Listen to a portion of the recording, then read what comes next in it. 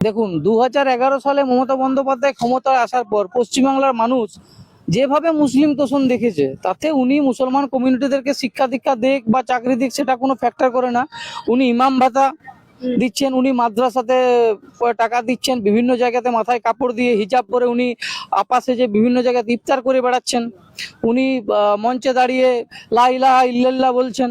তো সুতরাং মমতা বন্দ্যোপাধ্যায় এই মুসলমানদেরকে উনি একটা ভোট ব্যাংক হিসাবে ব্যবহার করেন। তাদের কি উন্নতি হয়েছে আমি জানি না, এখনো পর্যন্ত আমি দেখতে পাই বিভিন্ন মুসলমান যত রকমের মানে ছোট কাজ আছে সবকিছু, ছোট করছি না কোনো প্রফেশনকে, টিন ভাঙা লোহা ভাঙা থেকে শুরু করে ড্রেন পরিষ্কার এসবই করে বেড়াচ্ছে পশ্চিমবাংলার মুসলমানরা। কিন্তু আপনি উত্তরপ্রদেশের জায়গা বা অন্য জায়গাতে আসামে যান, সেখানে সরাসরি হয়তো ভাবছে যে জেসিবি চলছে, বুলডোজার চলছে, কিন্তু সেখানের মুসলমানরা কি ক্যাটাগরিতে আছে আর পশ্চিমবাংলার মুসলমানদের অবস্থা কি আছে সেটা মমতা বন্দ্যোপাধ্যায়ের মানে দেখা উচিত। এবং উনি যে হুমকিটা দিচ্ছেন একটা কমিউনিটি জোট ভেঙে, জোটটা তো উনিই বাঁধাচ্ছেন। মুসলমানদেরকে উগ্র কে করছেন? বিজেপি এলে সাম্প্রদায়িক, বিজেপি সাম্প্রদায়িক, কিন্তু বিজেপি সাম্প্রদায়িক তো কোনো কিছুই করে না। বিজেপি সবকা সাথ সবকা বিকাশ সবকিছু বলছে। আমরা মুসলমানদের সাথে কোনো নেই, রাষ্ট্রপতি মুসলমান যদিও আমাদের কোনো সমস্যা নেই একদম।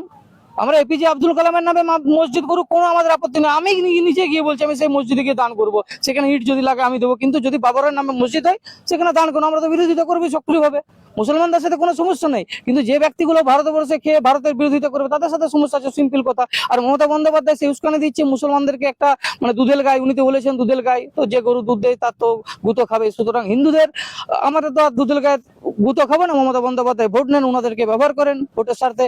আজকে ভোটের সময় কারা মারা যায়, সব থেকে বেশি কারা মারা যায়? বীরভূমে 8 জন যে বগদি গ্রামে অগ্নিদগ্ধ হয়ে মারা গেল, তারা কারা ছিল? তারা মুসলমান। এটা যদি উত্তরপ্রদেশে ঘটনা হতো, সেখানে মমতা বন্দ্যোপাধ্যায় গিয়ে বলতো যেখানে অসহিষ্ণুতা ইন্টলারেন্স হয়ে গেছে পশ্চিমবাংলাতে, এই উত্তরপ্রদেশে।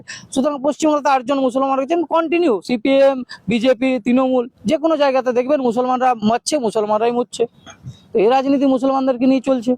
আমাদের কোনো তৃণমূল তো পাল্টা অভিযোগ বিজেপির বিরুদ্ধে করে, বিজেপি হিন্দু মুসলমান করে। বিজেপি হিন্দু মুসলমান, আমি হিন্দু, আমি হিন্দুত্ব নিয়ে গর্ব করি। আমি মাথায় টুপিও পরবো না, আর মুসলমানকে জোর করে আমি টিকা লাগাতেও বলবো না। মমতা বন্দ্যোপাধ্যায় যেটা জোর করে করছেন, মমতা বন্দ্যোপাধ্যায়, আমি কোনোদিন আমাকে যদি কোনো মুসলমান ভাই ইফতার পার্টিতে ডাকে, আমি সকাল থেকে খেয়েছি দিয়েছি, আমি ওর সাথে ইফতারে বসবো না, কারণ সারাদিন ও রোজা রেখেছে। মমতা বন্দ্যোপাধ্যায় সেই জ্ঞান নেই, সকালবেলায় মাছ ভাত খেয়ে উনি বসে গেলেন ইফতারে। আমাদের ওইরকম বকধার্মিক হওয়ার ইচ্ছা নেই।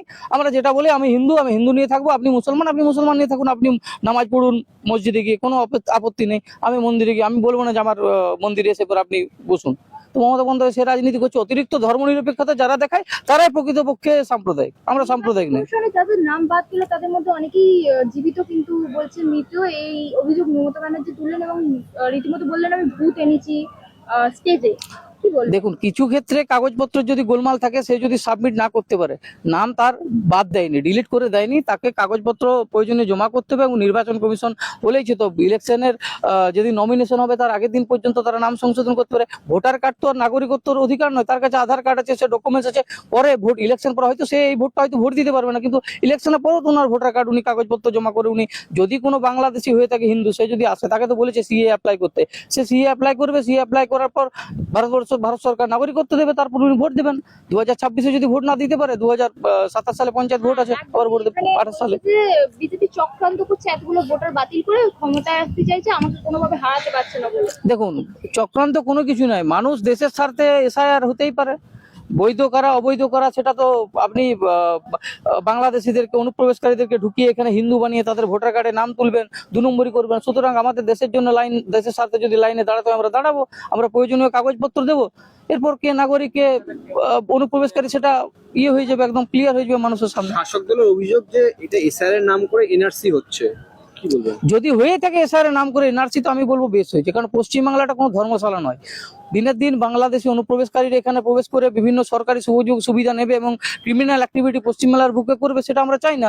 এসআইআর হোক বা এনআরসি হোক, যারা ভারতের নাগরিক, সে হিন্দু হোক, মুসলমান হোক, জৈন হোক, খ্রিস্টান হোক, কোনো অসুবিধা নেই।